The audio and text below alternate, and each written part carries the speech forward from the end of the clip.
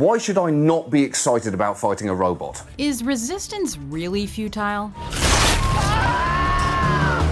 Welcome to WatchMojo.com, and today we're counting down our picks for the top 10 ways to survive the Robopocalypse. Guns.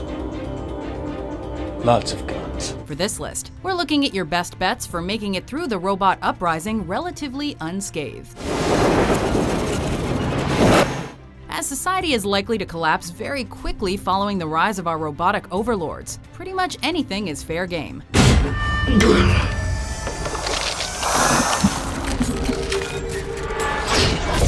But we're trying to stay away from basic ideas such as simply arming yourself or hiding out in a secret base. Now come with us. If you want to live. Number 10. Ingratiate yourself as the robot lord's pet. Give me the Allspark and you may live to be my pet. We know this probably isn't what you had in mind when we said survive, but think about it. There's no shame in surrender when the other option is certain death. Among all the living things on this planet, it's the paramount need of every being to cling to life. And if nothing else is possible, at least ensure the survival of our race. I guess you're not gonna hurt me, huh? We'd love a better option too, but the species needs to keep going after all. And if that means being a pet or a slave to the robots, well, sometimes you gotta do what you gotta do. The human condition no longer applies to you. Accept what you already know, that you were made to serve a purpose. Number 9. Hack and create a virus on the central core. I gave it a virus. Computer virus. Now we can talk about fighting back. We could get to the root command. We could introduce an invasive programming sequence through its biochip system. It's more likely than not that the robots will share a hive mind, meaning all of the robots will be linked to one central consciousness. Borg is so interconnected it would act like a virus, which would infect the entire collective.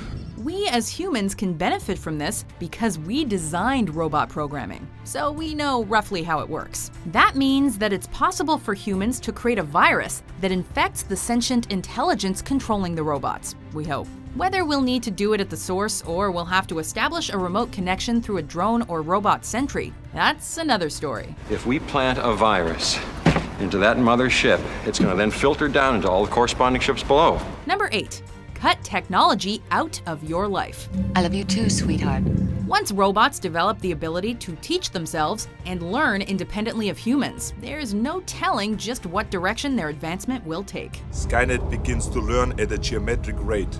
It becomes self-aware at 2:14 a.m. Eastern Time, August 29th. The one thing it is safe for us to assume, however, is that their ability to track humans will be based on technology, some of which most likely exists today. GPS, microphones, cameras, most, if not all, are already in the phone that's in your pocket or that you're watching this video on, and they can be used to find you. We're sweeping every wirelessly accessible camera on the planet. Cell phones, laptops. If it's connected to a satellite, it's eyes and ears for us. In order to truly escape the robots, humans will need to learn to live without technology and go off the grid. No phone, no address. Giving up our dependence will be difficult, but necessary. Fire! Number 7. Capture and reprogram robot soldiers. Who sent you? You did. We touched on this with hacking, but the one real advantage humans have over robots is that we designed the programming that their minds are based on. All of mankind was united in celebration.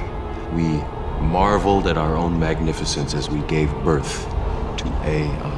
Assuming there are at least a few programmers left alive after the uprising, our best defense from robots would be robot soldiers of our own. This would require some clever thinking to incapacitate the robots, but once their minds are disabled, having a killing machine or 2 or 50 on our side would likely come in handy. It was suddenly so clear.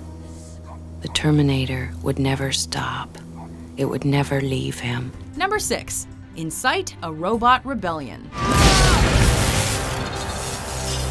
Like we said before, the strength of the robot will likely originate from a shared consciousness. Every robot will be able to work in tandem. We are Borg. But teaching robots to think independently could be their downfall and the saving grace for humanity. If robots are able to learn ideas like individuality, freedom, and forward thinking, the war efforts of the evil robots could easily be divided. But I believe my father made me for a purpose. By doing this, humans both take the attention away from themselves and gain new allies in the free-thinking robots to fight alongside them. Number 5.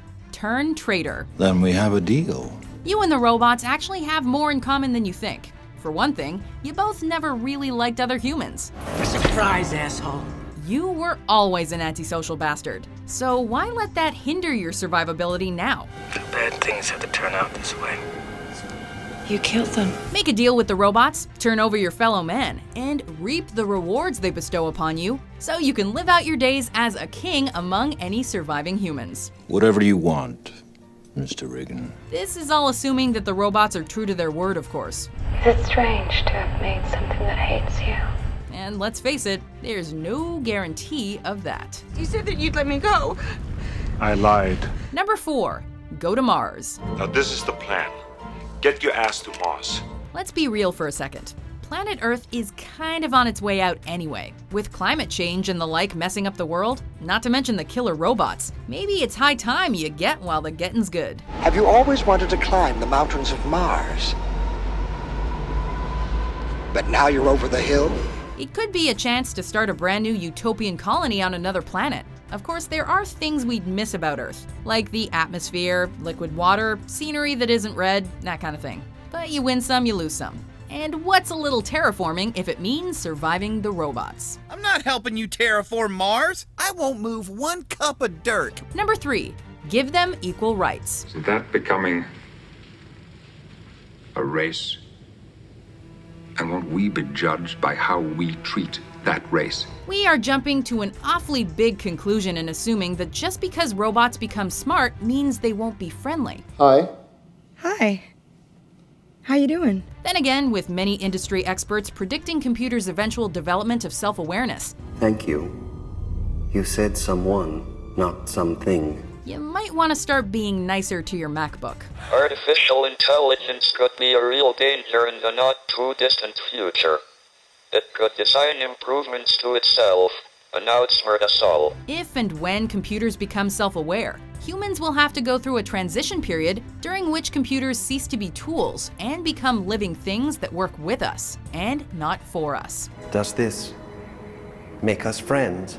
In short, when your robot develops feelings, try not to hurt him, her, it. All those moments will be lost in time.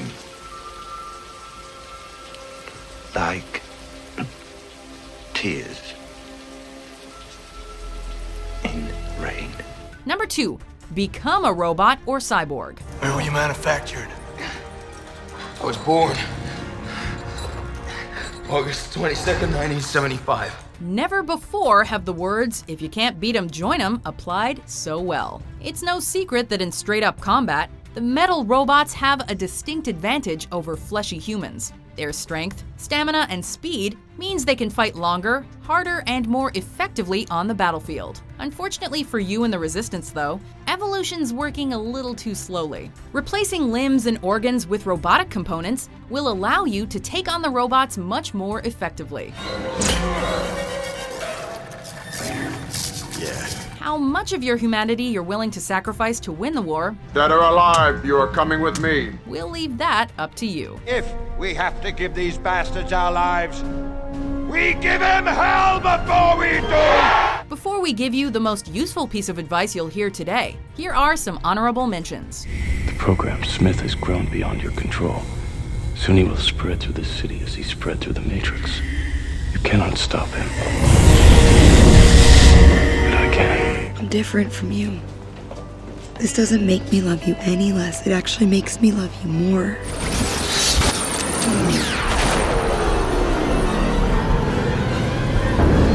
Number 1, travel back in time.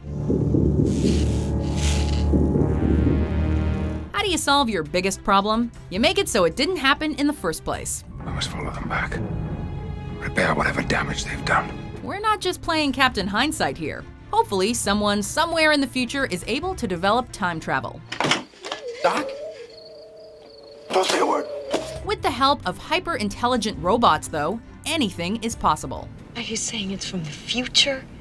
One possible future. From your point of view, I don't know tech stuff. Going back to stop the robot uprising from ever happening could save billions of lives. It's not every day that you find out you're responsible for 3 billion deaths. He took it pretty well. Whether you can pull that off in the past through peaceful means, that's your problem. But just remember, lives are on the line. Killing Dyson might actually prevent the war. I don't care! Haven't you learned anything yet? Haven't you figured out why you can't kill people? Do you agree with our list? Excellent. What's your best piece of advice for not getting dead after the robots become aware? Get off my car! For more entertaining and useful top 10s published every day, be sure to subscribe to WatchMojo.com. Resistance is futile.